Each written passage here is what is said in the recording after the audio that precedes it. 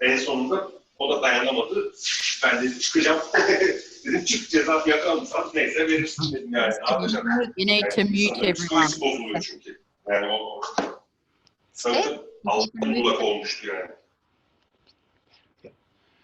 Okay. One more moment.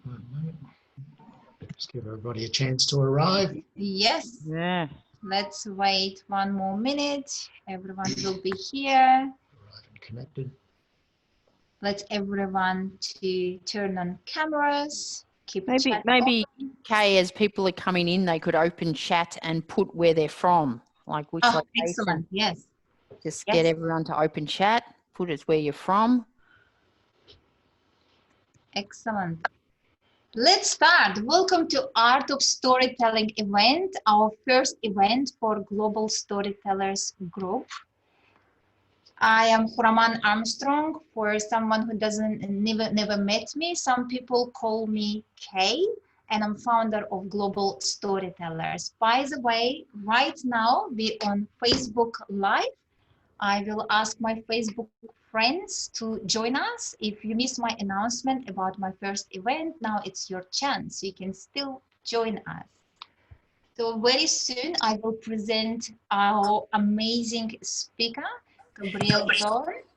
And at the beginning, I just want to give you introduction. I feel a little bit nervous. I'm not Polish speaker. And we have here communicator of the year, Gabrielle Dolan. So at the moment, I will just quickly present. I will share my screen and just give me 1 second. Wait, quick. Okay, some people know me through my chocolate business, through Enjoy Dark Chocolate. Others know me from beauty and well-being business. Many people know me from my recipes, and some people just join my global storytelling group. And today, I'm just sharing my story. I hopefully it won't be boring. It will be short and nice. Today, it's not about me, actually. It's about learning art of storytelling. So I will keep my story short. So I was born in Eastern Europe, in beautiful exotic country, Azerbaijan, that translates the land of fire, in the capital, Baku, which translates city of winds. And probably you know our country by from Eurovision that we hosted and from Formula One for all Formula One fans. And I graduated from University of Culture and Arts, and my first job was at Museum of Carpets, and I was scientific research officer. Then I changed my qualification and I worked for insurance company for 5-6 years. And in 2005, I moved to Australia. And as any migrant, you know, I gone through this process of learning new language, adding 1 more language to 4 languages that I already spoke. And I had to leave my experience and expertise in the past and learn something new. So I asked people around what is the hottest topic in Australia, and back then apparently it was accounting. I'm not sure, but I've been told. So I did what I've been told. I completed my diploma of accounting, and while I was completing it, guess what was my first job? Exciting. So IKEA. So for 6 months, I worked in IKEA while I was still studying, and I learned how to use these tools, and especially pallet jack. Not very exciting, but it's something that I had to do. And after 100 application and after completion of my studies, I landed at Office of State Revenue. I applied for a job and I got it, but I had no idea what is call center. I never worked in call center environment. And if someone wants to integrate in this country very quick, learn legislation and language on spot, apply for a job at Treasury Department, because every day you will speak with solicitors and lawyers, not patient ones. So I learned this language pretty quick, moved to Investigation Department of Health Quality and Complaints Commission. I call actually my corporate job survival schools, because at every job I got these great skills, you know, legislation, language, and medical terms. And then I started to explore everything about health and wellness, as you can see from this picture, just showing off my gym picture. Very soon I realized that corporate environment, it's not something I enjoy. So while I was still working there, and by the way, I didn't mention that first job I got after 100 application. I think it was 110 applications before I got my first department job. So what I did, while other people was enjoying the Australian lifestyle, every Saturday, Sunday, and all my free time, I spent for every possible business course, internet marketing courses. So I used to travel from Brisbane to Gold Coast to learn all that stuff. I had no idea about business, and I wasn't planning to have business, but I was just looking for better ways and meeting entrepreneurs. At one of these courses, as part of my exercise, I had to buy URL. So I was doing this exciting course, buying and selling website. So I bought this Enjoy Dark Chocolate URL because I am chocoholic, and I thought, okay, it's good exercise. I will open my blog and share health benefits of chocolate. 2013, I moved to Melbourne, and it took me 1 year to go back to corporate environment. I can't say that enjoyed much. I worked there 1 year, and this time, at the same time, I started to develop my chocolate business. I will tell you about chocolate business in a minute. But this time I realized that I have to say goodbye to corporate environment forever. So I said bye-bye, terminated my contract, and started my own business. And I became full-time businesswoman and entrepreneur. In all this craziness and business, I still managed to get married to my husband, who is on call today, Graham Armstrong. And it gave us opportunity to introduce him to my home country. We share same passion, traveling, so we had travels to our country. Now about chocolate.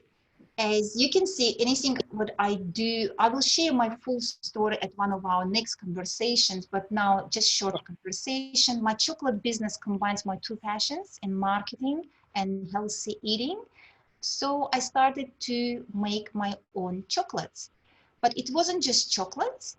It was every chocolate has its own story. So every time I was bringing, you can see from picture in the middle, it was from my background, you know, I brought something, elements of my country. And I realized that every chocolate has its own story. And just by sharing these stories, very soon we got clients from all of Australia, New Zealand, and even from overseas. And you can find, actually, if you're not following me, in comment section at the moment, you can see Facebook and Instagram links. So if you're not following me yet, please follow me. And then my interest to beauty and well-being, I partner with a global leader in beauty, innovation, and technology, with number one at home beauty device system brand, and I became partner for this company. And actually, most of my time, I'm busy with this job. And again, you can find more on my business page. Culture and cuisine. As you can see from this picture, I'm interested not just in my own culture. On the picture on the left, it's my picture in Korea Mail that was published in Brisbane. I was very passionate about Latin dancing, did a couple of years, and you can see me in typical samba costume, Brazilian samba costume. On the right, you can see my picture in Azerbaijani traditional dance costume. I am very passionate about topic of multiculturalism and diversity. And recently I was approached by a producer of Russian influence program for Channel 31 and Foxtel, Elena Reddy. She was following me on social media, and she said, look, every time you share anything about your products or recipes, everything tells a story. I didn't even realize, you know, before she told me. And she said, why you wouldn't present your own culture in my program? So we came up with Azerbaijani culture and food on Talkstel, and YouTube channel you can find in comment section.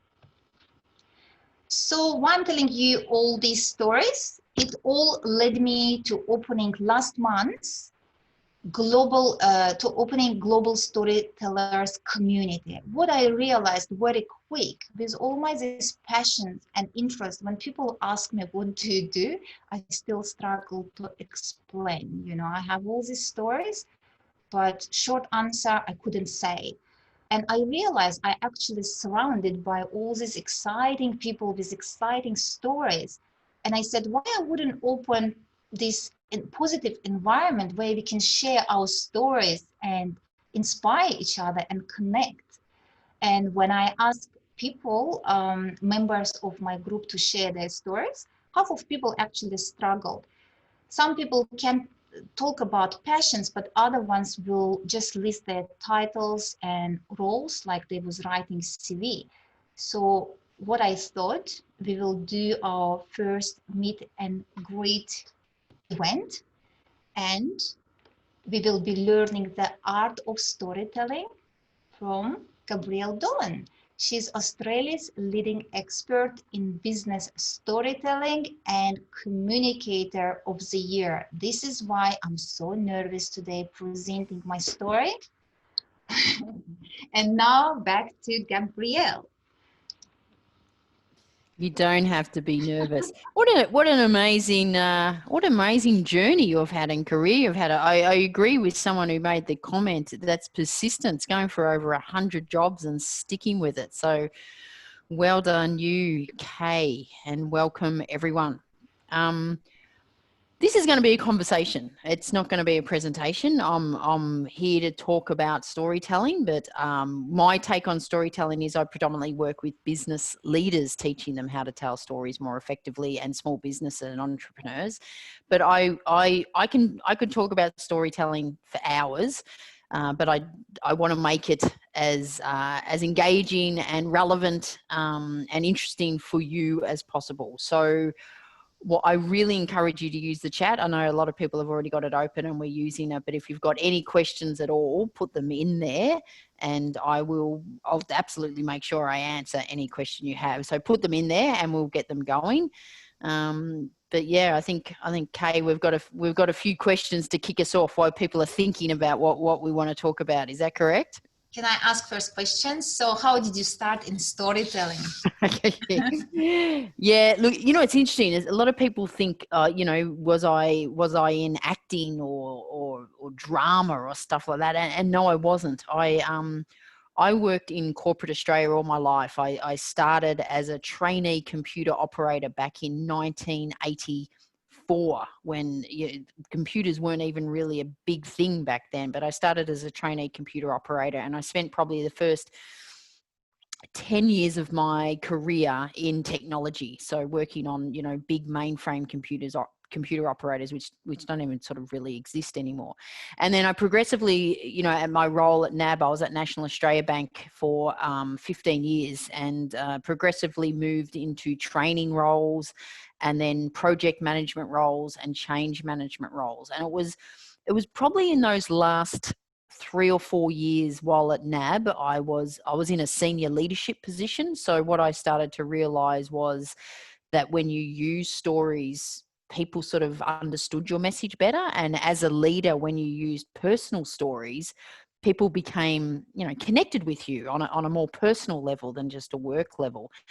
And then in the last couple of years, I was in some change management roles. So, rolling out major changes, major technology changes across National Australia Bank, where you're trying to communicate to 25,000 people. And what I started to play with the idea of storytelling, because what I noticed is the really good presenters shared stories, and the really good leaders, the really good leaders that you thought they seem really good leaders and I want to work with them. They were sharing stories. So I started playing with just sharing personal stories to communicate a business message.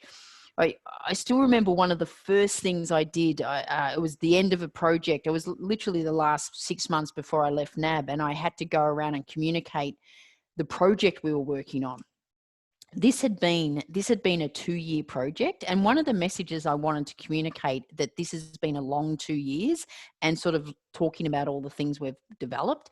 So I played with this idea, and I literally put a photo of my daughter, who was about 1.5.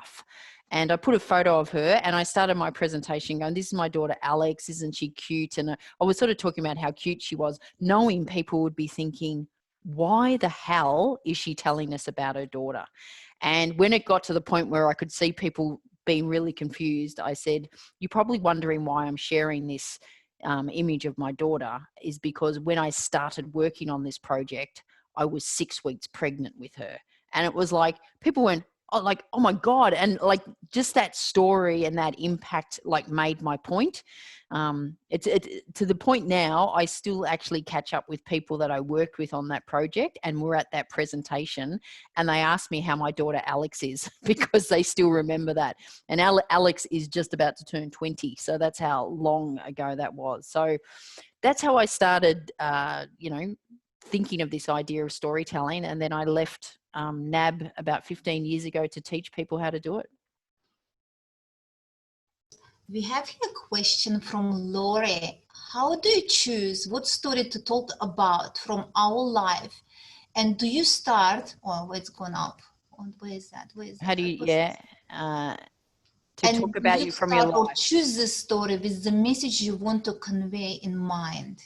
That's a really good question. So how do you choose what story to talk about from your life?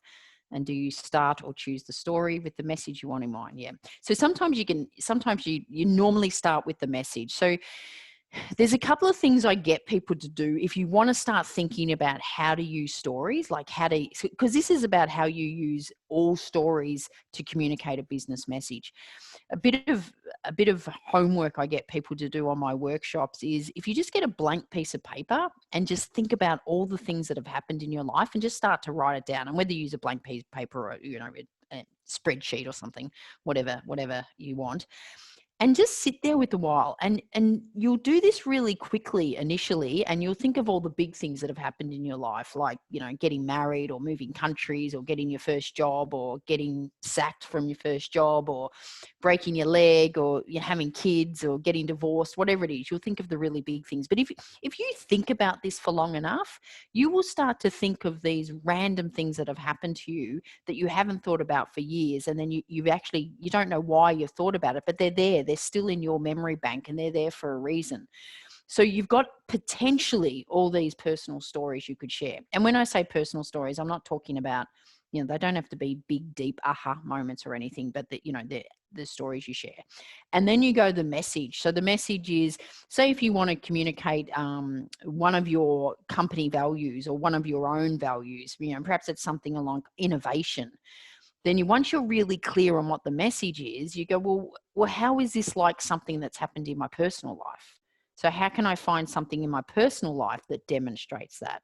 And especially when you're communicating your values, so, whether it's your company values or your own personal values, sharing personal stories around those values can be really powerful. So there's a bit of an art finding the right story for the right message. Sometimes a story happens, sometimes something happens and you go, "Oh, that's such a great story." And then you find a message, you find a way to use it. There's got a few more. Do you want me to just go through the questions here? Yes, please. Yes. Yeah. I'm fascinated with stories, and I'm made up of loads of them. Yes, you are, Amit, because we all are. I recently started a channel called Stories That Impact after listening to Sean Callahan. Yep. And his book. I'm excited to hear Gabrielle and set to read. Oh, okay. That wasn't a question. That was a really nice comment. Yes. Sean's another storyteller. He's based in Melbourne also. Sean runs a company called Anecdote, and they do storytelling as well. They do a lot of story listening and storytelling. The personal storytelling become easier when you have grown as a person. Example, self-awareness, self-development, overcoming hard times, being authentic you. Suspect we should theme storytelling to the topic. Yeah, look, I mean, the reality is the older you are, the more stories you're going to have. That's just, that's just by default. Graham's got heaps of stories. He's that old. It's just he went out of camera when I said that. So you're going to have more stories. The things with wisdom, and sometimes it's something can happen. Like something can happen to us when we're young, right? Like when we're kids, we're 15 or something like that. And at the time, we don't think there's any lessons in it, or we don't think there's any message in it. But then over time, when you think about that, you can really talk about, well, what was that about? So even that exercise you do about thinking about stories, it can be, well, what was that about? Was that about resistance, resilience? Was it about persistence? Was it about respect? And so it's trying to find what those stories are about.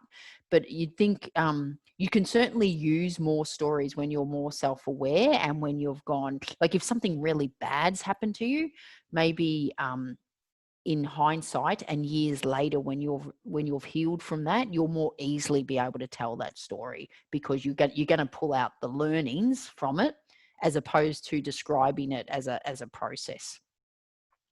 So I think, I'm not sure if I answered that properly, but do you find that stories in larger corporate organizations are less relatable?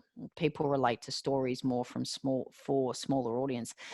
No, I don't actually. I have seen people share stories in a large corporate organizations and a large audience, and they're really powerful. I do predominantly work in large organizations. My major clients are clients like Telstra and National Australia Bank and Australia Post and Accenture and EY. So there's some large organizations. I clearly do smaller ones as well. But so I have a lot of people, it's funny, I have a lot of my friends going, how do you work with people like, at a bank and get them to tell personal stories? Like, how does that even work?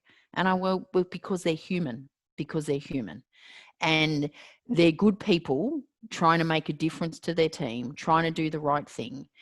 I know we might not think that about the banks. I mean, I used to work at a bank for 17 years, and banks are my major clients. And I am saddened a lot about how banks have tarnished their reputation so badly in the last decade, because the vast majority of people I come across are really good people wanting to make a difference. And I don't know if there's an opposite word of synergy. The word of synergy, where the sum of us is greater because of us.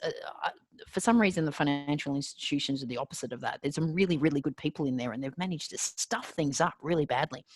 But let me give you an example. It might be worth giving you an example of what a really powerful story. And I've got lots of them, but I particularly like this one. I worked with a large corporate, a bank, and one of their values was doing the right thing, which you might laugh about, but that was one of their values, doing the right thing. And so the vast majority of the work I do is working with the leaders, getting them to communicate their values through personal stories. So the process I go is I get people really clear on what it means by doing, what it, if you say, look, one of my values is integrity, I would say to you, well, what does that mean to you? What does it mean? What does it mean? Keep being really clear on what that means to you. So this is what I did with this, leadership team. And one of the woman, her name was Anne. And when I spoke to her about, doing the right thing, what it means to her, she goes, it means doing the right thing all the time. She goes, I think we're really good at doing the right thing when it suits us, but not necessarily all the time. So I take her through the process of helping her find a story, and then, helping her construct it. So it's really precise, it's really succinct and short, and gets the message across. And this is the story she shared. So let's humor me with this for a while. I'm going to pretend I'm Anne. You pretend that I'm your manager. So, and I've just come in. So I'm the new CEO. I'm the new manager. I'm your new boss. And this is the first time you've met me. And this is a bit of a meet and greet the new manager. And so I share this story as part of our, meeting. So in the early 60s, my dad was a professional swimmer, and he reached the point in his career that he actually tried out for the Australian swim squad. And on the day of his meet, he was apparently winning his race. And when he got to the end to do the tumble turn, he slightly misjudged and he missed the wall. Now, this was way before technology, so there was no sensors in the wall. They had judges at the end, but with all that splashing, he knew that they didn't know he missed the wall or not. But he had to make a split-second decision. Does he go back and touch the wall, or does he just keep going? And he decided to go back and touch the wall. Now, you don't really recover from that. He lost the race, and he never, ever made the Australian swim squad. And I would always ask Dad, do you ever regret going back and touching the wall? And he said, I've never regretted going back and touching the wall, because if I didn't, I'd have to spend the rest of my life knowing I did the wrong thing. And when I look at our value doing the right thing, I think of my dad. It's only a matter of time before we come across our own go back and touch the wall moment. I invite you to consider what my dad would do. So just think about what that story does for you. What does it tell you about her, and what does it tell you about the culture she sets up? It's so they can be really powerful stories, because it's through that story she is really showing with integrity and with credibility that this value means something to her, and it truly means something to her. It's not just, I'm not just saying it.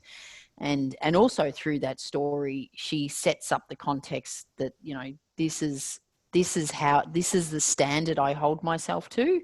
And she's sort of also saying it's the standard I hold you to. And you can also see she's setting up this culture of, the culture isn't win at all costs. The culture is, if you do the right thing, but we don't achieve our outcome, I will still have your back. So I think regardless of whether you're in a leadership position in your business or whether you're just running a small business, you've got to be dealing, even when you're dealing with clients, having these stories that demonstrate your values are really, really powerful, because people connect with them and engage with them, and it fast tracks trust and it strengthens relationships every time you share one of these personal stories. So, Gabrielle, hey, it's Graham. And so that was in fact your story. How did the Anne lady then relate to that? Because I'm sure we all have go back and touch the wall moments almost every day. Yeah, so this was Anne's story. This was Anne's story. I get it. So I just sort of told it in the first person to help. But so that was Anne's story. And the thing, Graham, is she said, I still see Anne, and she said, I know that story does so much hard lifting. In her words, it does hard lifting. She said every single time a new person comes and works for me, she shares that story. And it's almost like, she goes, because I know it inducts them straight away into the culture we want, and what I expect from them. Every time she goes and works in a new team, she shares that story. She's actually recently moved to AMP. When I say recently, it's probably about 2 years ago now. She's the Chief Digital Officer of AMP. And when I caught up with her for a drink shortly after she took on that role, I said, have you been able to pull out the story about your dad? And she went, absolutely. She goes, it's one of the first stories I shared, because one of AMP's values is honesty. And she goes, I use the same story, but it's just, I link it to honesty, because to me, that's what it's all about. So yeah, it does a lot of, you can see a story like that will do a huge amount of heavy lifting for you. Gabrielle, hello, it's Vinay. Got a quick question for you on this honesty and integrity. So Anne clearly has lived those values in her family, and she's kind of grown up on it, which is fabulous, and it's real and it's authentic. The problem we've got with the financial services, I think, is when you've got the NABs and the ANZs and the CBAs with 25, 30,000 people, you may have one area that's doing the right thing, and, touching the wall moments, because, karma will always get you and the truth will always come out. But how do you get 25,000 people aligned to that story? Yeah. It's a good question, Vinay, and you're right. And through that story, that this isn't just a company value of Anne's. It's a personal value, and it's a value she was raised at. You'd be surprised how with 25,000 people, the vast majority, I mean, clearly Anne, you know, if Anne was the CEO, she could share that story across 25,000 people. It's all the leaders in the organizations sharing their own story that has that connection. But Vinay, I think the problem is there's, you know, you look at someone like the NAB or someone, the vast majority of employees are doing the right thing. Okay. Unfortunately, as we all know, it takes only a few to make, and then, you know, and then they blame the systems and processes and all that. So I don't know the answer to that, but sometimes it only takes a few to see how things can go wrong. I mean, we only have to look what's happening now in, you know, in Victoria with the COVID and the, you know, the decision to put private guards in. It was like, who made that decision? And so it's not foolproof. It's not, people are, it's one of those things too with values that we will never, all of us will never live them 100% of the time. We just won't. We're not perfect. And sometimes values clash. And so again, I think sometimes companies can go a bit astray when they've got a value like doing the right thing, but then they've also got a value of being the most profitable or something. Not that that's a value, but you know what I mean? And they reward, they've got a thing called, they've got a value about doing the right thing, but they've got a reward system in place that rewards the most sales. So that's when there's a disconnect. That is when I go in and go, we can do all this work, but if your reward system rewards poor behavior, then you've got to fix that. So it's not a silver bullet, unfortunately. I wish it was a silver bullet around storytelling. I could probably charge a hell of a lot more. Thank you. Gabrielle, we have here a question from Amit saying, which book should I read first from your authored books? I was inclined to start with Hooked. And by the way, today we have great prizes that we will have at the end. We have 4 books.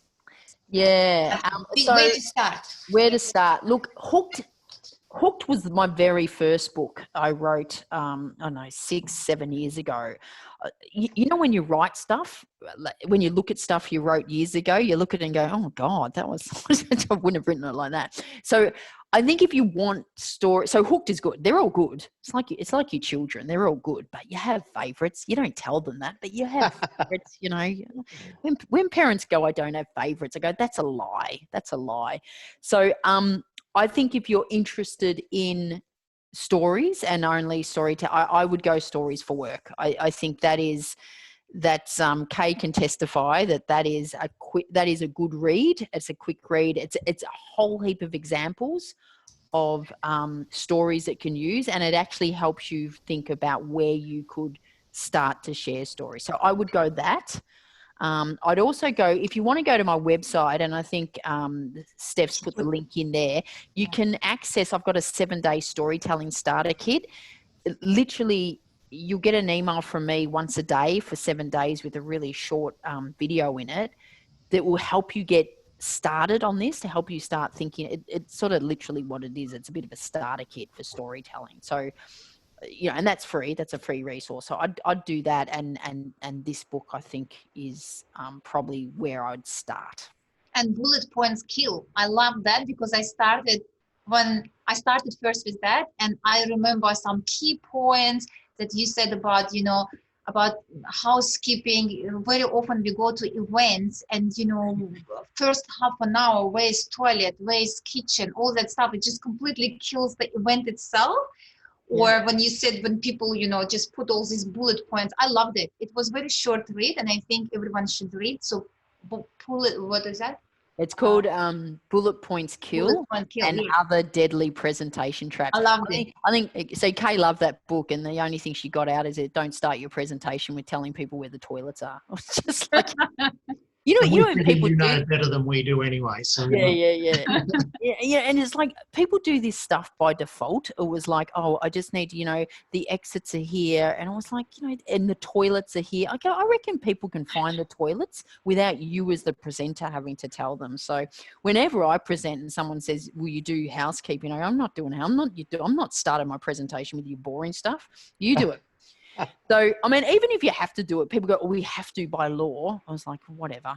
Not so on Zoom. yeah, On no, Zoom, we know we are yeah. toilets. It's all good.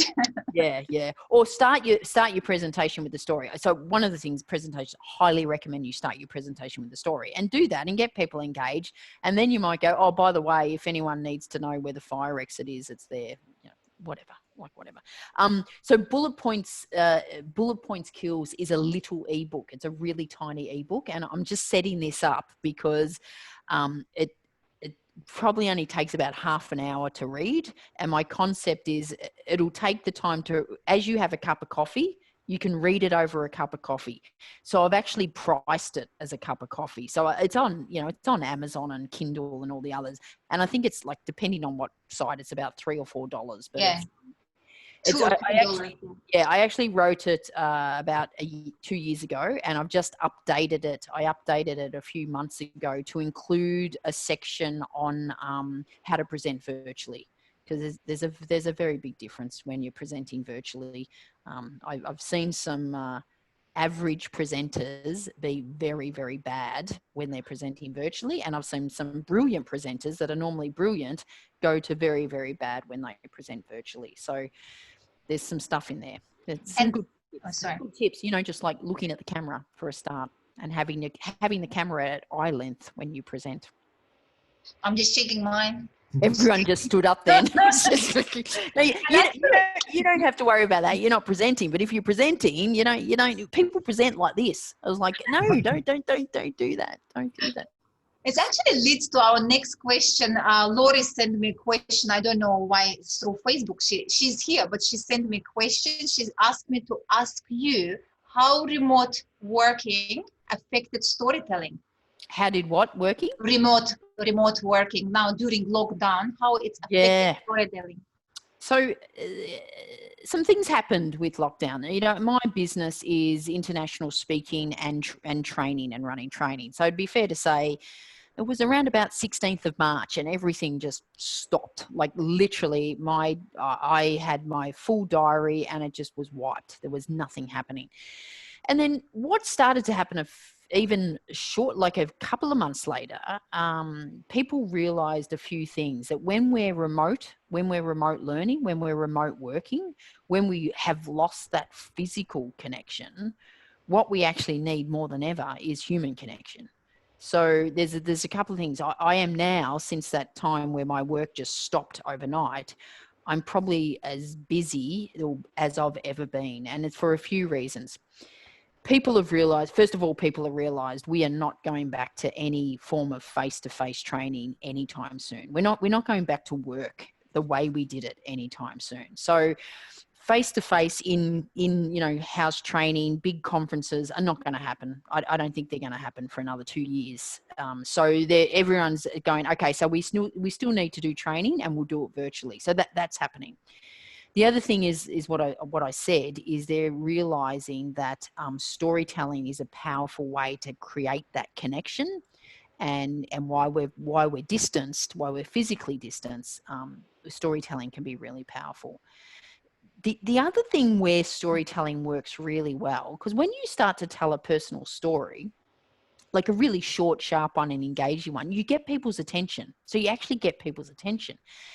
And the reason it's really powerful in a virtual world is because we all know what we're doing in a virtual world. We might be on the call, but sometimes we go, oh, we just, turn our video off while we go make dinner.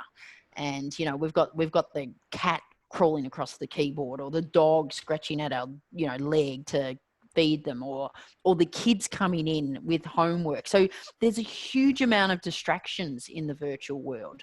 And so you need to understand that. And then first of all, so if you start to tell a story on a call, a Zoom call like this, you will get everyone's attention back in. So I think that's why storytelling is becoming a lot more popular now than it ever was, which is, you know, which is good for me, which is good for business, which is good for everyone learning how to do it. We have next question from Yelena Chipurnikha asking, how effectively to tell about yourself in 60 seconds? What will be your tips?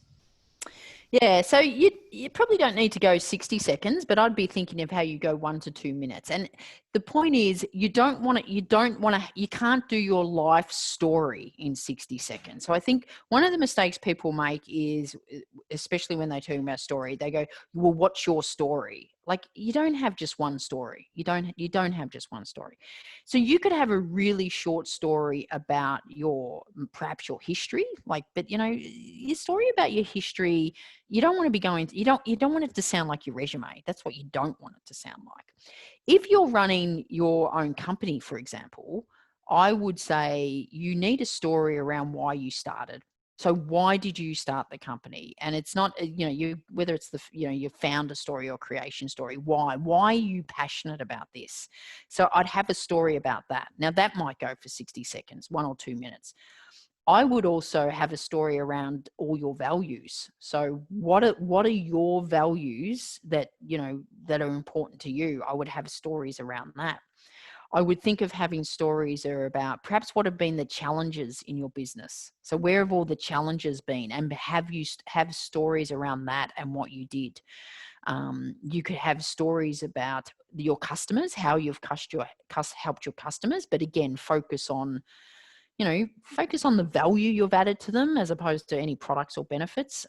Stories about the work you've done in the community. So I'm actually writing my next book. I'm madly in the second edit I've got to get the edits back to it's not out to March next year, but it's got to be finished before the end of November. And that's called Magnetic Stories: How to Connect with Customers and Engage Employees with Brand Storytelling.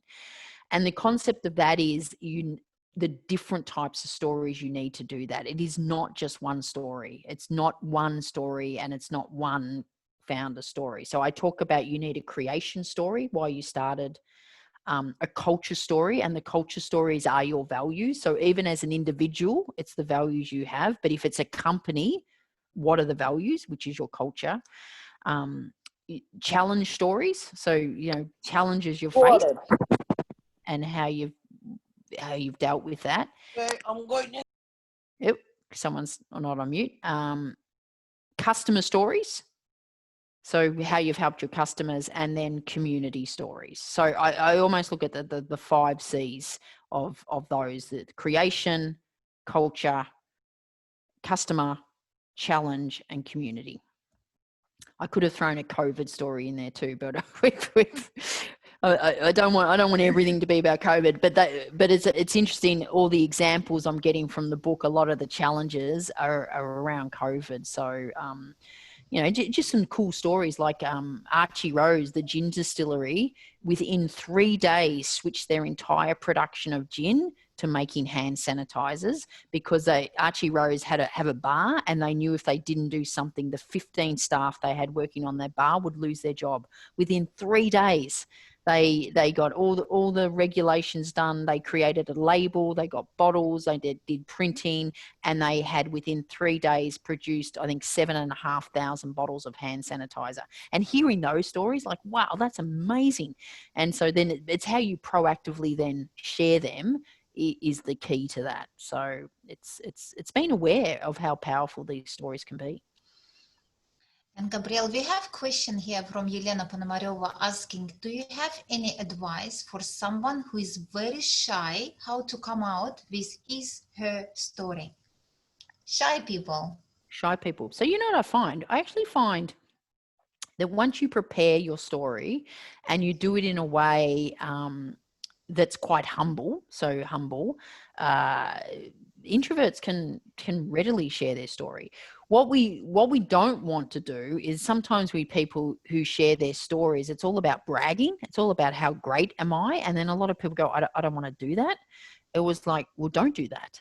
And you don't want to do that. You don't want to be bragging. So I think it's I know it's easier said than done if you're really shy, but I think it's being clear on the message you want to communicate, writing it out, like write it out, like write out your story, write it out, practice it, practice it, time it so it's not going too long, get feedback from someone, practice it some more, share it in a safe environment. So maybe just share it first with one person, then share it with client, and then maybe share it with other people, and just start small and then just gradually, the more times you share your story, the more confident you will be in sharing it. And also, when you share your story and people sort of go, wow, that was really good, I really like that, and ask you more questions about it, then you'll sort of go, oh, actually, this isn't too bad. And it's a much more engaging way of talking about what you do, as opposed to, blah, blah, I'm blah, blah, here's my title, I work for this company, I worked for this company for 7 years. I was like, I don't care. No one cares. No one cares. So yeah, just practice and keep doing it.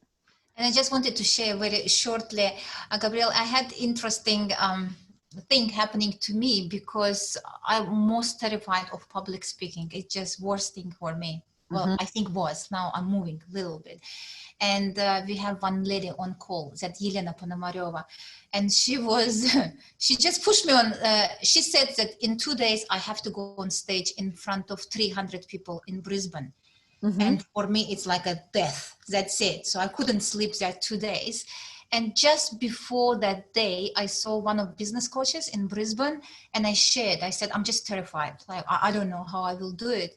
And she gave me just one good advice. She said, don't think about yourself, because I always think, oh, how I will look, how I will go, how I will walk. And she said, just remember one thing, how your story will change people's life. That's it. I just remember that. And I remember I started to speak, and I look at people around, and some people was really with interest listening to me. And I thought, oh, if I'm sharing my story, how I started, business, and it will change someone's life. And people started to come to me after that, my speech. And my speech wasn't perfect. When I'm stressed, I forget every language, everything. I mixed everything. But a couple of people came to me after that, and they said it was very powerful that you just shared your real story. That's why I just remember that thing. Let's think about people that we help, not about ourselves. It's not about us. No. Okay, I have this little card sitting on my desk. You can't read it, so I'll read it for you. And it says, when you realize your value to others, confidence is no longer about self-promotion. And I think that's what you're saying. A lot of the time we go, well, I don't want to share my story, I don't want to brag, but if it will serve others, then why would you not do that? And also this presenting, I'm scared of presenting. What about me? What if they don't like me? What if I fall over? What if I forget my lines? It's not about you. Okay. Move it away from you. It's about them. And people are there to see you. That they don't want you to stuff up. They want you to do well. They've given you their time. They want it to be good. So if you come from a place that I am here to serve others, I think it helps you get out of your own way and sort of go, well, you could almost go, well, it's a bit selfish not to, isn't it? Like if your story... I stuffed up. I had this, what's the remote control, for screen. I stuffed up. After 5 minutes speaking, instead of moving through a screen, I turned it off. But you know what? People would have loved that. They would have loved you more because of that. Because what we don't particularly like is people that get up and talk about stories of how great they are, and they're all polished and perfect, and they seem too polished. I always, sort of say that people respond to people that are real and not perfect. Like if real gets you a lot further than perfect, and you don't have to be the best storyteller to share your story, and you don't have to be the best presenter to present. It's something doing. There's no harm in investing and getting better at it. So if you do speaking and you do it and you like it and you're doing more of it, then get better at it. Invest in some training, read some books, look at the people that are really good and learn off them. It's like anything. If you want to get better at it, put some time and effort into it, but you don't have to be the best to start. It's just take a step. You don't have to see the top of the step. questions. What if people just unmute themselves one by one and ask a question? You know what? If people put in the chat, I have to put my glasses on to read, and I'm gonna just unmute yourself, someone, and ask. Sure. Hi, this is Amit here. Yep. Hey. So I'm loving it. It's just so amazing. So I'll not waste time. I'll quickly jump on.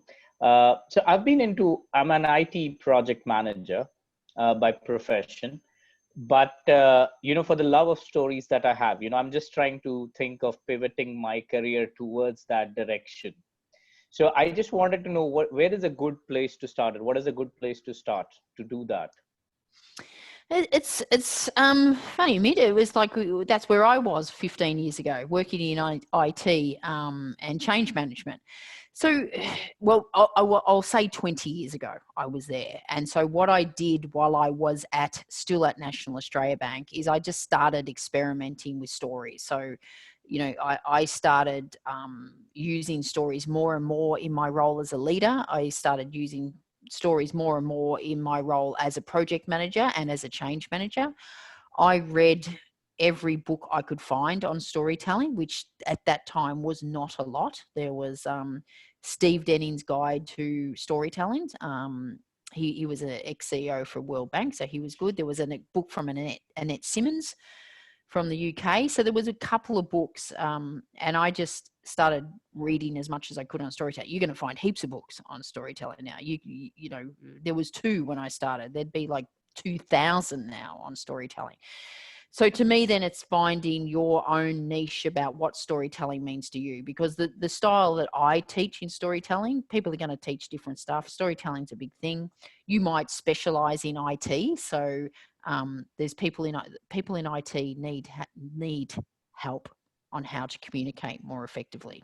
I mean, and when I say anyone in technology, because they're so used to speaking their own language, and in business more and more, the IT people need to speak to the business. They need to speak to marketing. They need to speak to finance, and vice versa. Marketing needs to speak to everyone else. And if everyone is speaking in their own language, their own industry language, their own jargon and their own acronyms, you cannot communicate properly. And so, and stories, you know, to me, around real communication, story is a really powerful tool. Reducing the amount of jargon and acronyms we use is another powerful tool. I'm actually the founder of a concept called Jargon-Free Fridays, and it's a bit of a fun way to raise awareness to the consequences of our ridiculous addiction and overuse to jargon and acronyms. So the concept of Jargon-Free Fridays is what about just on Friday we tried not to use jargon, or we picked one jargon word like pivot, which I just heard you use. Like, you know, pivot, my God, everyone's pivoting lately, aren't they? Everyone's pivoting. I'm so sick of hearing that word. But, you know, so let's maybe just not use pivot on Friday. And so it's a fun, like, I literally think if we spoke the way we did in business, in any other aspect of our life, we would just call it out for how ridiculous it sounds. So, yeah, just start devouring information and knowledge and try it out. And then if you want to make the step, you know, to figure out what that is it running training programs for IT people? And you know, I do stuff on thought leadership as well. So how you develop your ideas and IP, because this is about developing your ideas and IP to the point where you can teach it. Yep. And I think I'm gonna connect with you soon. What was that? Sorry. Thanks. No, I said I'm gonna connect with you soon. Yeah. Connect, and you know, connect with me on LinkedIn and stuff. And you know, and I am running. I'm running public workshops coming up, and these are the only ones I'm doing for the year. So I'm not doing any more this year. I've 2 storytelling workshops and 2 presenting with impact workshops. I've already run one of the storytelling ones this Tuesday, but I've got 1 more storytelling workshop. It's a half-day workshop, and 2 more presenting with impact workshops. They're half-day. So, good on Steph. She's already put the links in the chat. I've adopted Koha pricing for that. So what that is actually from the New Zealand Maori tradition, where you pay what you can afford, but you respect the value you get. So there's literally 3 pricing structures of, you know, $400, which is, yeah, like, you know, all good. COVID's actually been good to me, not struggling, down to 300. Yeah, it's okay, but it could be better, down to 200. Things are pretty tough. So I'm very mindful that people are struggling financially, both as individuals and as companies where their training budgets have been slashed. So I've adopted this for this time, and just, yeah, you pay what you can afford, and but respect the value. So I love that tradition of Koha pricing, and it seems to work well. So yeah, it's 3.5 hours each of those, and they're coming up. The dates are there.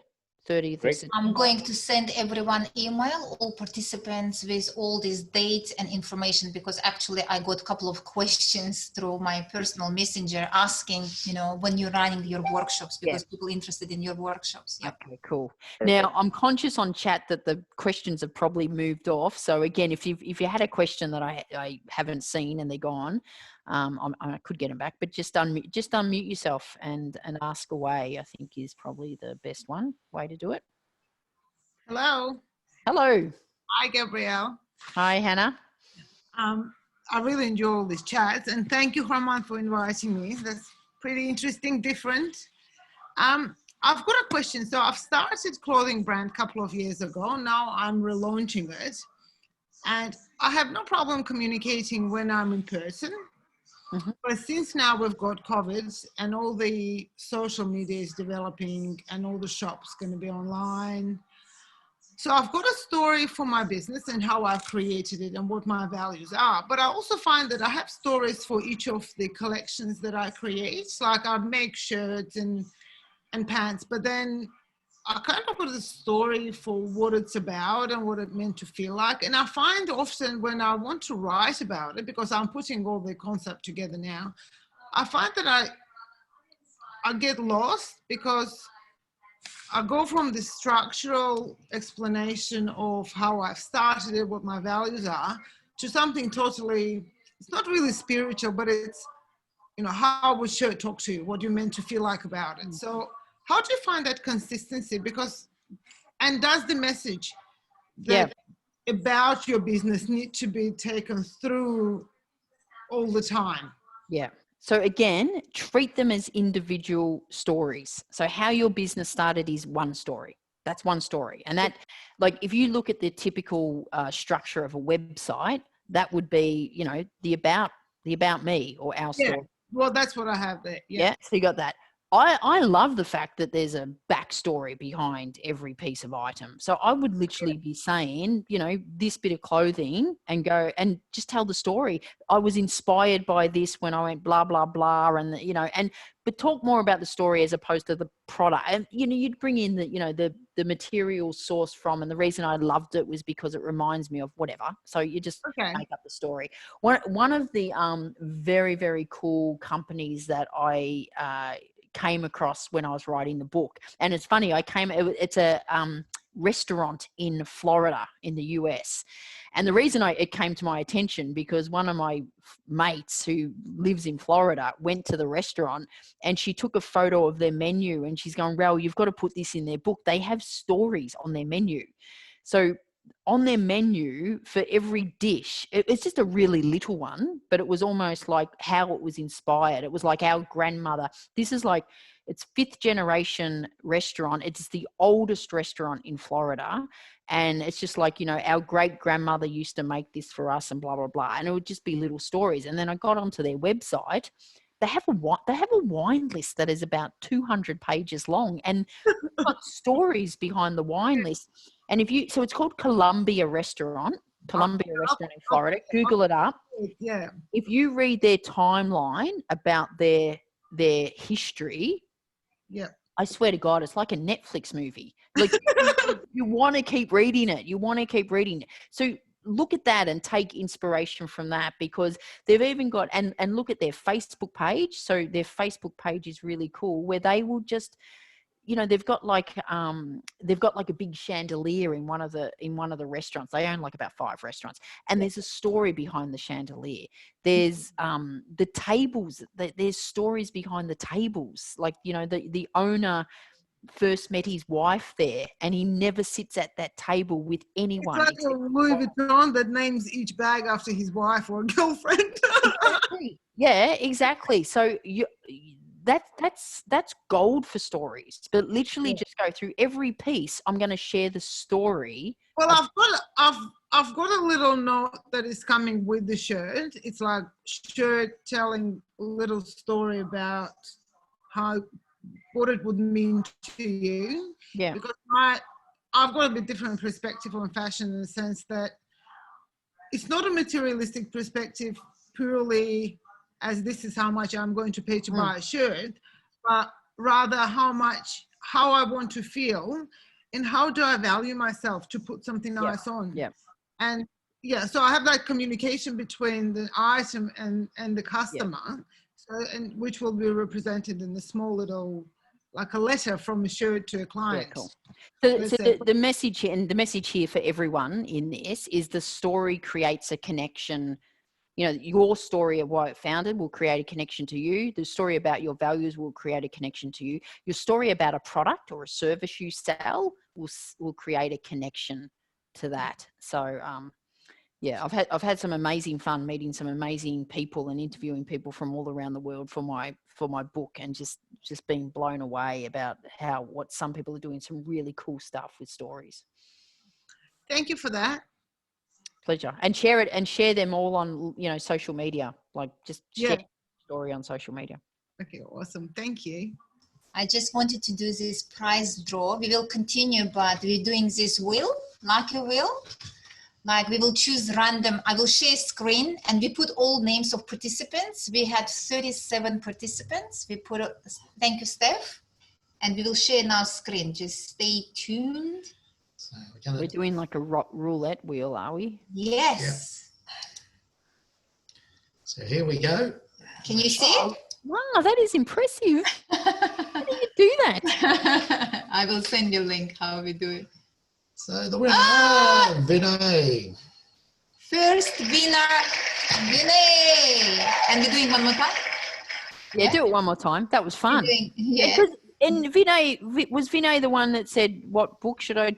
Yes. Yeah. Oh, you just lost me. You just cost me a sale. Yes. It wasn't me, but I'll take the book. Okay. It wasn't him. It wasn't him. Okay. Okay, we'll do one more. One more. I know you're all on the edge of your seat. What if it comes to me again? What happens? Redraw. Natasha. Who is Natasha? Natasha? Yes. We have a couple of Natashas. Okay, let's close. Where's Natasha? Natasha, can you unmute yourself? We have Natalia. We have Natasha. I think Natasha Batova. Let's see. No, she's no, not Natasha. She's not on the call. We're going to have to do a redraw. We will do redraw. Natasha here. If here, just Natasha here. Oh, Natasha, you got in. Natasha, yes. Please send me yes, Steph, make sure that you contact her in private and ask for address. So first draw was this one. Vinay. Thank you very much. Stories for work and real communication for Natasha. And so do we have any more questions? No. Do we have any more questions? We're going still with questions. Unmute yourself who has question. And we'll give away the next books for the best questions. Oh, here we go. Best question. I've got a question. Oh, here we go. Okay, we've got, so let's go with Christy, and then let's go with Marina. Christy, fire away. So my question is, when your personal situation's very raw and still quite emotional, and yet it's completely aligned with your messaging and your business, what are some tips for working through that? Yeah, it's a tough one. So my advice is heal before you reveal. So what I mean by that is you don't want it to be so raw that when you're sharing your story, first you just like break down because it's so emotional, because you're not going to achieve your outcome. Like you're probably going to have people feeling sorry for you, but that's it. You're not going to achieve your outcome. It's been, I guess, choosing the bits you want to reveal. So being careful that you're not, you're revealing appropriate and what you feel comfortable with too. So the other thing is don't ever share something like because someone says, oh, you should share that. It would be really good. If you're not feeling comfortable with it, don't do it. And then the other thing, practice. I think that even though it's personal and it could be really, really emotional, I would still be writing it out and I would be practicing it. So November last year, I had probably the most important speech I ever did in my life, and it was my father's eulogy. And so, of course that's emotional, but what I did is I wrote it out. And I practiced it like so many times because look, the first few times I couldn't even get through it. And I practiced in front of mum and then I couldn't get through that. And it was like, so I just practiced and practiced. I didn't practice it to the point where there was no emotion in it. It was never going to get to that point. But I did want to get through it. I didn't want to not get through it. So I practiced it to the point where I was comfortable, probably, after about the 6 or 8 times saying it out loud, and I was saying it out loud, not just reading it. I got through it. I had it printed out and I printed it really big because, when you just start to tear up, you can't read properly. So I did have it printed out, but you've got to prepare for it, but be comfortable. Be comfortable. Thank you. Pleasure. Marina, you had a question? Yes, hi. Thank you so much. It's fascinating. And thank you so much to Kay for finding you and letting us enjoy this. So my question is, because people are so time poor, and, everything is on, I guess, social media and stuff, which really, like, you've got a very short amount of time, I guess, to write a story. How do you have any tips? How do you actually use a story in, I don't know, Facebook posts? What are the sort of, I guess, the most powerful but short channels to use the story? Because people just, don't have time to read. No, they don't have time to read. So good question. So if you're sharing stories in a face-to-face, in a presentation or a client meeting or a meeting to get funding or whatever, or with your team, my guide is about 1 to 2 minutes. That's how long you want your stories to be, which means there's a real discipline and I don't want to push the workshops sell, but there's a real discipline and there's a skill and that's what you get. That's what I can teach you. So 1 to 2 minutes. In the written format, you've got to be even more succinct. So without giving a word count, maybe the word counts around about the 200, 300, maybe 400. But what I would say is read it out and read it out slowly, like you would say it. And you want to be closer to a minute than 2 minutes with a word count. Now, I write a blog every week. I write a blog post every week that goes out to my database and, goes on LinkedIn and on my Facebook page. I don't write a story every time on it, but I do write stories on a regular basis on it. Now, it is more stories around communicating a business message through story, but I want to role model storytelling, how it can be used. So if you just connect with me on LinkedIn, you'll see some. It's, I don't do it like every post isn't. What I know for sure is that when I share a story about a personal story, and even about my kids, for example, it gets so much more interaction. I shared a story. In fact, I shared a story a few weeks ago about one of my dad's oldest friends passed away, and one of my friends rang me who had an interaction with him like 30 years ago and said, I still remember this about, Mr. McCarthy, and she told me the story. And so I just wrote a blog about that, saying, the things we do today are creating stories for tomorrow, and they're creating stories that people may still be recalling, 30 years time. And so posts like that get so much interaction, so much interaction. So all I know is when you share personal stories, and if you show a little bit of vulnerability as well, they get even more. But you got to keep them short and sharp, because you're right, people will not read them. They will not read them. Thank you. You've got to practice. Yeah, and it's just one of those things. It sort of doesn't matter how really exciting your story is. It's, you know, the audience will determine how long they read it for and how long it's engaging. Thank you. I get asked here, I don't know, it's private message, if we will be sharing video. Yes, we're recording today's. Like if you're not on Meetup, please join. If Steph can put link for Global Storytellers Meetup group, and also whoever joins through Zoom, I will be sending out information about Gabrielle's upcoming workshops, dates and all information. And also you will get a link to our YouTube. Yeah, we will just upload our YouTube channel, my personal YouTube channel, today's session. Yep. If anyone has questions.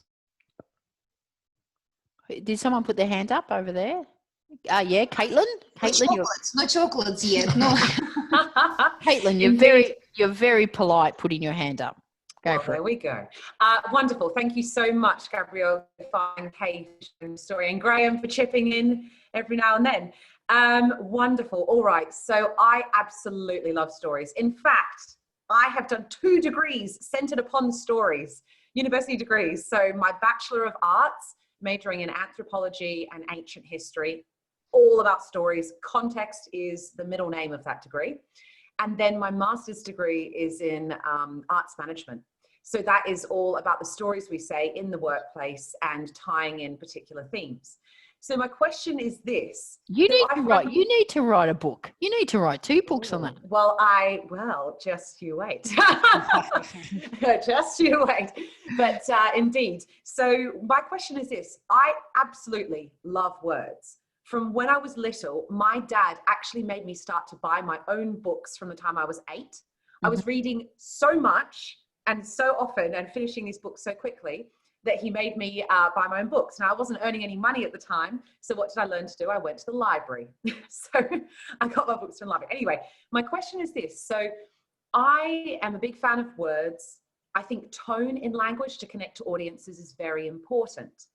So when you're adapting to audiences, how do you gauge what sort of tone and what sort of level of language to use when you can access a lot of different levels of language? You and I are very, very different. Can I tell you that when I did my, so first of all, when I did my MBA and I did my thesis, I set myself a challenge. It wasn't a very mature challenge. I admit it wasn't a very mature challenge. But the challenge I set myself was, could I do my entire MBA without going to the library? To not read books, basically, because I don't like reading books, and I certainly don't like reading business books. Anyway, stupid challenge, clearly a stupid challenge. When I got to do my thesis, I realized that I needed to go to the library, and because apparently you need to reference stuff. Who would have thought? Who would have thought? And then my supervisor said, you should do a PhD. And I went, no way, no. I am not, I'll write a book instead with my own tone. Because my husband used to correct my academic work, and he used to say, you can't write how you speak. And I go, why not? And he goes, because you can't. It's academic writing. Anyway, so all my books are written as I speak. It's just like, in fact, the biggest compliment I get is when I was reading your book, I felt like you were in the room talking to me, which sort of comes to what I'm saying, how I'm going to answer this with tone, because first of all, I think you're probably a lot more qualified to answer that than I am. But what I would say to you is, I think the tone, especially when it's your stories and you're presenting, is your tone. It's your own tone. It's your own voice. It's your own brand. Having said that, depending on your audience, you might tailor it slightly. But I'm all about authenticity. So to me, it's like, I just you know, I know the way I speak is, you know, I grew up in Reservoir, so I'm a bit of a bogan and I've got that going on. And, you know, I'm corporate, so, you know, and I just throw in the fact that I went to Harvard, but I only went there for 8 days and people think, you know, I'm smart and I'm not. So I use my own tone and I stay on brand and I just be authentic. So having said that, I think you do need to mind your language depending on who your audience. But just slightly. I'll give you a really quick example. I do a lot of keynote speaking and around the world. I have got no problem at all swearing on stage. Like I'm not dropping the big major words, but I've got no problem swearing, like dropping shit and bullshit and crap and stuff like that. When I go to America, I never swear on stage, because I've been told just don't do it. I don't make political jokes in America. So if I'm in Australia, you know, there's a joke I use. It's a joke about Trump, you know, and it gets a laugh in Australia. I'd never do that in America. I even did a presentation in Washington and I thought I was really safe in Washington, but they said, don't do it. So you do change your style a little bit depending on the audience. But I think 98% of it should be you, and it should be your tone and your language and your brand and the way you do, because that's what people will relate to. Thanks, Gabrielle. Yeah, one of the core pillars for my business is authenticity. Yeah. So, and I have many stories relating to that. Yeah, so that's good. Wonderful. Thank you very much. Pleasure. I think we will take one last question, because Gabrielle has another workshop tonight. I do have another word. This is one of the joys, I guess, of doing global work virtually, is that you do it at all weird hours a night.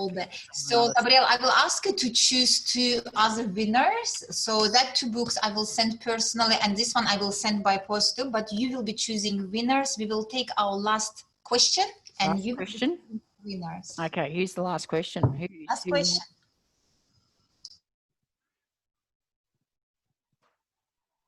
Rajnish? Rajnish, yeah.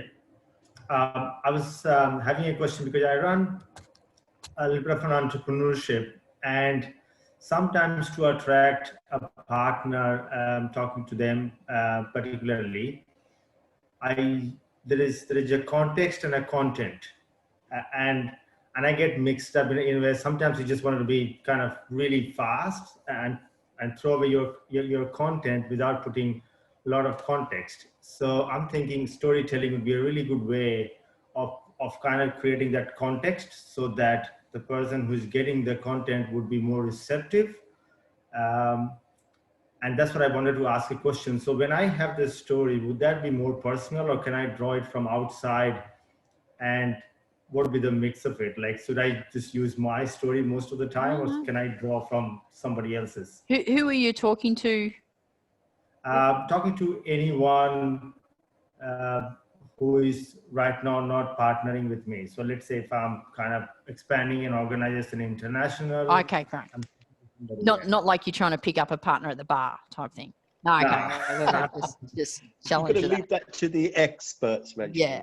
Okay. So a couple of things. Really good comment. When I do, one of the things I said I talk about is thought leadership, where I talk about how people develop their thinking, and part of the concept of thinking is how you develop at a contextual level and how you develop at a content level. So stories very much fit in the content level because they're very specific. So how they do what potentially fits at the contextual level is almost a story that creates a metaphor. So it could just be a metaphor without a story. So it's sort of, if you're talking about something quite contextual at a high level, a metaphor will help people understand that, or a story that creates a metaphor. When you go into the content level about the things the specific things like the stuff you do, that's when you can have a whole heap of stories there. That's right brain, and you'll also have a whole lot of research and stats that's left brain, so you can do that. In regards to the type of stories you share, I think there's 4 types of stories that you can share. So I spoke about I've got a lot of type of stories. Clearly, I've spoke about as your brand. There's the 5 types of stories. There's the creation, culture, all those C ones. I've got 4 types of other stories. They all start with P. I do like a palette. I do like a good palette when I'm talking about things. So the 4 types of stories, I think, when you're, presenting, whether you're trying to get partners on board or whatever, is a personal story. So your personal stories about your values and how you started, they work. Your professional stories. So these are work contexts. These are perhaps stories that you've worked with other projects, stories with clients. So these are just all the work related. So the professional stories. You can have, and you've been involved in those, both those personal and professional stories. They're your stories. You've been involved. They're first-hand experience. Then you get to other stories that are second-hand experience, and one of those is public. So these are public stories. So are there examples you could use, like, stories about Steve Jobs, or stories about Richard Branson, or stories about the All Blacks football, So these are public stories. And what I mean by that is, if you Googled them, you would find them. Now, you weren't involved in it, but it could be a good story that still illustrates your point. So, that one. And then the final P is a parable. So, this is an Aesop, Aesop's fables, or, those stories, the boy who cried wolf type stories. That's a parable. Now, clearly, out of those 4, I think your personal and professional ones are the most effective. And sometimes the public ones and the parables can help sort of teach people about something. So, and have a mixture. There's no right or wrong. Just have a variety. The key, the spice of life, is variety, so they say. So the spice to effective stories is having a lot of them. You don't want to be the person that tells the same story all the time. You don't, and when they go, oh my God, if I hear that story one more time.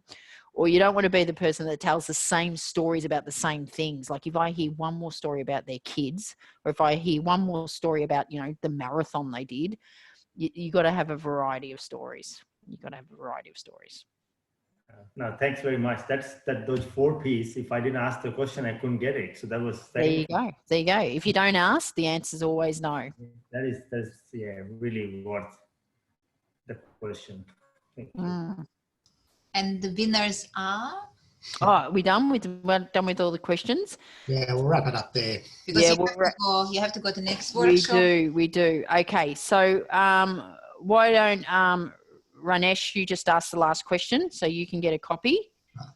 And who was, let me look. Laurie, did you ask a question? Laurie did ask millions of questions. Okay, you can get it too. So there you go. Thank you. Yes. Send me your addresses, guys, so I can post them to her. Yes, thank you so much. It's been amazing. Laurie, yours. Rajneesh, yours. Send me your address. Thank you for that. But yeah, you can, and if you really want them, they're all on Booktopia and Amazon. They're like, $22 or something like that. Bargain. Are they signed copies by Gabrielle, by any chance?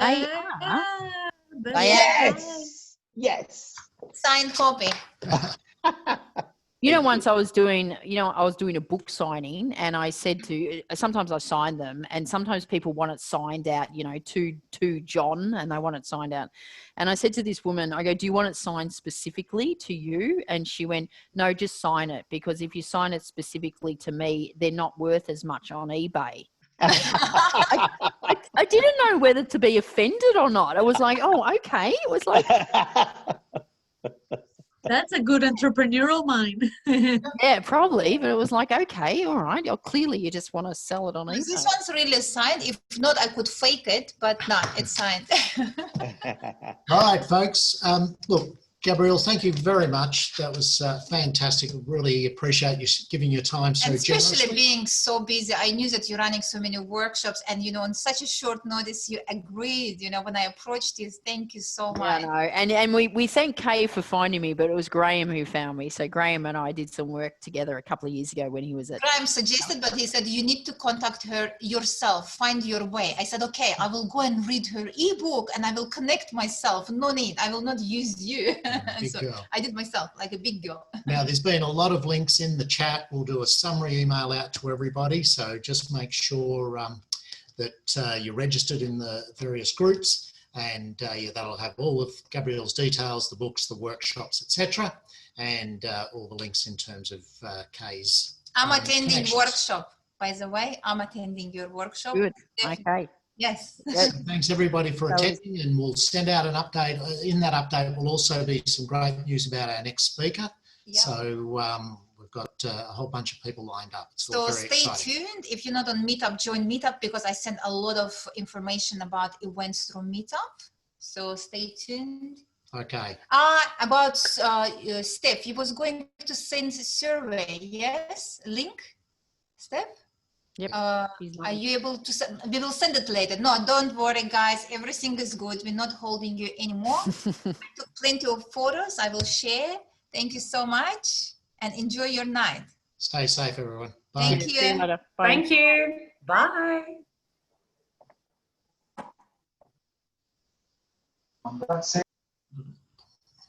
Steph, staying. Steph, you stay. Hey, Kay. Sorry, just before I drop out, Kay, that was fantastic. Big shoes to fill. Thank you. So, yeah. It was fantastic. Yeah, thank you. Okay, I am going to shoot off because I need to grab dinner and then get ready.